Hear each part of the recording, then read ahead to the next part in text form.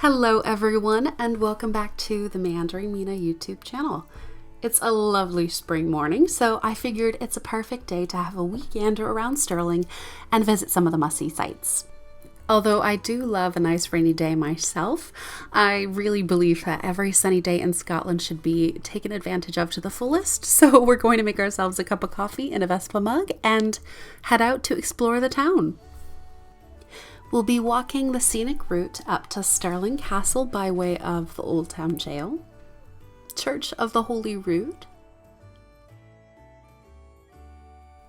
and the Old Town Cemetery. Here we are at the Old Town Jail, and this is the location of Visit Scotland's Stirling office. For those of you who don't know, Visit Scotland is Scotland's official tourism organisation, so this information centre will have pamphlets, souvenirs, and some lovely people ready to help direct you to some of Stirling's must-see locations. The Old Town Jail also has tours and an escape room, so that's a fun way to spend some time on a rainy afternoon. Just across the street from the Old Town Jail is the Boys Club. With most historic landmarks around Stirling, you'll find these lovely metal plaques that give you a brief summary of the site and why it matters. Personally, it's the inscriptions above the doors and windows that make this building truly special. The first window says, "Keep smiling." The door says, "Play the game." My personal favorite is the window on the right that says, "Quarreling is taboo." That's a life motto if I've ever heard one. As we continue up the hill, we'll come across the Church of the Holyrood. And this church was the site of James VI's coronation as a wee baby in 1567, which occurred due to the forced abdication of his mum, the famous Mary Queen of Scots. And during the coronation, a message was actually delivered by John Knox, who's a well-known reformer of the church. Feel free to go inside the Holyrood and ask for a tour and look around. The staff are really kind and have an appreciation for the historical significance of the site and Stirling. If you keep walking up the hill, you'll come across Mars Wark, which is the ruins of an old townhouse structure. Originally called Mars Lodging and built for the Earl of Mar once he became the keeper of Stirling Castle and the regent to James VI, it was later used as a barracks and then a workhouse, thus earning the name Mars Wark. As you walk up the hill to the castle, you'll notice that the roads change in name quite frequently, from St. John Street to Mars Place to the Stirling Castle Esplanade, so don't be worried if you look up and find yourselves on a differently named street from where you started. But my favorite way to avoid that confusion is by walking up past the Church of the Holyrood and into the Old Town Cemetery just before you get to Mars Wark. Now, you might not think that a cemetery would be considered a must-see attraction when on holiday, but this is truly a beautiful cemetery with stunning views of the castle, Wallace Monument, and Stirlingshire as a whole. It's here in the cemetery where you'll also find the Star Pyramid, which is dedicated to the martyrs of the Scottish Reformation, along with the beautiful, albeit spooky, memorial to Margaret and to her younger sister Agnes. Sadly, Margaret perished after being sentenced to drowning due to persecution because of their involvement with the Scottish Presbyterian Reformation. Some like to say that the figures sit behind glass to keep their spirits from haunting visitors, but the encasement is most likely to prevent the statues from being vandalized. Or is it? Just next to the Martyrs Monument, you'll see these steps leading to a fantastic viewpoint.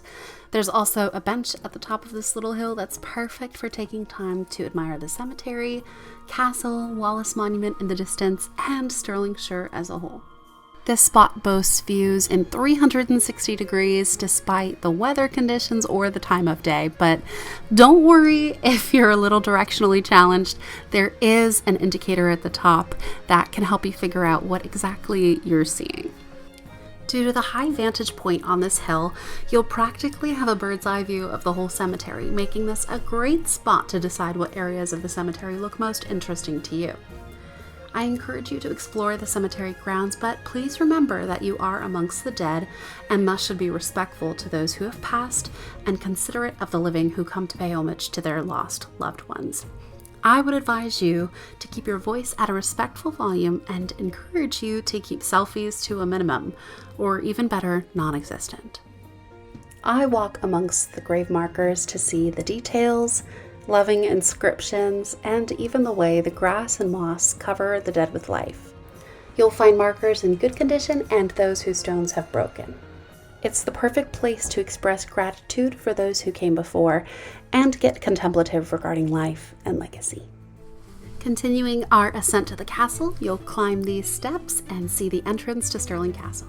If you're a history buff like me, you'll want to allot a couple of hours to make sure you see the entirety of the castle. If you just want to check it off your list, an hour should be enough time to see the highlights of the grounds. My favorite areas are the gardens, and this is Queen Anne's Garden, which is a great place to sit and read a book, talk with friends, plan your castle itinerary, or decide what pub you'll be visiting after your long day of sightseeing. Certainly, the garden will have the most blooms in spring and summer, but I can tell you that it is lovely as well in the autumn and winter. We are now inside the Chapel Royal, which was built in 1594 on the grounds of the previously destroyed chapel. This chapel was built to be the setting for the baptism of Prince Henry, who was the son of King James VI. The interior chapel walls are painted in a rich golden color, with stunning murals painted by Valentine Jenkin from 1628 to 1629 at the top border. From the interior gold of the Chapel Royal, let's now move on to the exterior gold of the Great Hall. The Great Hall definitely stands out amongst the rest of the buildings here in Stirling Castle, and that's due to the bright King's Gold lime wash on the outside of the building. But don't worry, the inside of the Great Hall is just as stately. You'll find some stunning stained glass windows and some beautiful tapestries, along with some thrones that you can sit on and try out regal life for just a moment. Keep in mind that there is usually a little bit of a queue to take a picture on the thrones, and it's also a good idea to have somebody there with you to be able to take your picture and vice versa. Otherwise, you'll have to ask a stranger to do that for you, which is fine as long as you get to commemorate your short but memorable reign at Stirling Castle. It's also loads of fun for kids as they get to try out royal life for just a brief moment, so definitely get a snap of the kiddos on the throne if you're there with little ones.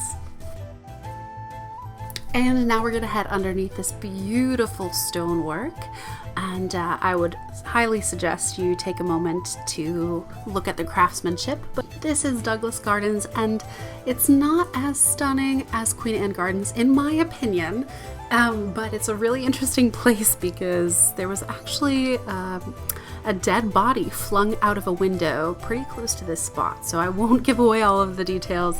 You'll have to come in person and get the rest of the scoop, but it's a really interesting place, and mostly we're just here for these stunning views of Stirlingshire, and you can see the Wallace Monument and just about into Bridget Allen over there, as well as seeing the scope of the Ochil Hills, so definitely worth a view. And if you walk along this outdoor corridor, obviously stunning views to your left, and it will lead you into this courtyard, which is lined with cannons, and you'll also see the Great Hall along with some other buildings. And the cannons that line the walls are really interesting to take a look at. It kind of gives you more of a real in-person perspective as to what it would look like if you were manning a cannon while the castle was under siege. Over these cannon walls, you can see the cemetery below, and you can also see the Wallace Monument in the background and the River Forth as well. On a good day, you really can see for miles from Stirling Castle, so definitely take advantage of these great views while you're up here. And here in the area called Nether Bailey, you'll find this guardhouse that was later converted into a prison for the castle grounds. And you'll also see here on the left the magazines or the gunpowder storehouses that are separate from the castle just in case of an explosion.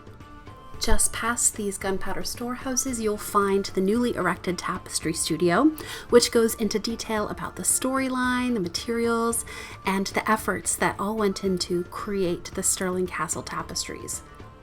Due to the delicate nature of textiles and the normal passing of time, the original tapestries for the castle were in poor condition. The recreated tapestries now hang on the walls of Stirling Castle, and the originals can be found in the Cloisters Museum in New York City. Well, now let's go hunt some of these new tapestries down. We are heading into James V's palace, and you'll see some stunning ceilings and some beautiful wall art in this palace. So definitely feel free to ask the docents, who are in traditional dress, a little bit about the grounds and about themselves. I always recommend that when people visit a museum or a castle or any kind of historic site to look up and look down. So many people miss exquisite art that's on ceilings. It's not just for the Sistine Chapel. There's oftentimes really beautiful art just above your head and just below your feet. So you can see here we've successfully hunted our unicorn tapestries, and the hunt is exactly what's going on in these tapestries. They're hunting a unicorn, and the most well-known tapestry out of all of these Stirling tapestries is the unicorn chained to a pomegranate tree. And as we continue along, each new room will surprise you with how elaborate and ornate some of the decorations really are. You'll see gold accents in the ceiling and on these curtains, and you'll see that gold in some of the furniture as well. Don't overlook some of this masterful woodworking that can be seen in the cabinets and the panels on the doors and windows. And you'll also want to take note of this beautiful triptych, which a triptych is just artwork that is comprised of 3 panels. And you'll want to just take a couple of minutes to luxuriate and really relish the extravagance, the opulence, and the splendor of this very royal room. In the next room, just above your head, you'll see other heads, and these are the Stirling Castle heads, and there's actually an exhibit on those in one of these buildings on the castle grounds, and I'll leave you to explore just to figure out exactly where that is. But really, this is one of my favorite rooms, and I'll tell you exactly why. Obviously, the painting is impressive, and so is the woodworking and the stained glass windows, and certainly the ceiling of heads.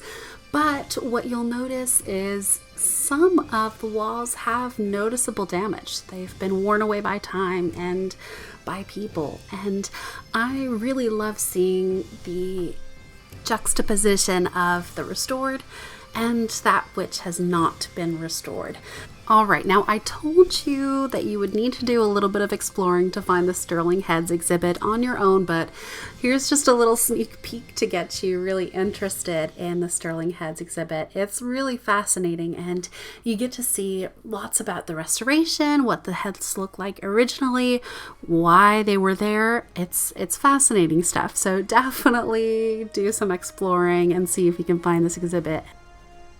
As you leave the exhibit, you'll walk down those stairs, and then you'll head outside, and to your right will be Queen Anne's Garden, which we know and love. And here we are leaving Stirling Castle. It really is such a fun place to explore. There's always something new going on at the castle, so definitely make that a must-see stop on your list for Stirling and Scotland as a whole. It is considered Scotland's best castle, so you really don't want to miss out on everything the castle holds.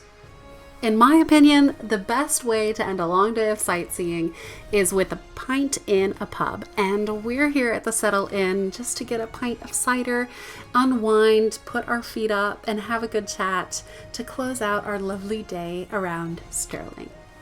Despite having an adorable name, Settle Inn, the Settle Inn is actually the oldest alehouse in Stirling, so you get a little bit of history with your pint too. Well, thanks for joining me as we meandered through Stirling today. I hope you enjoyed yourself, and we'll see you next time.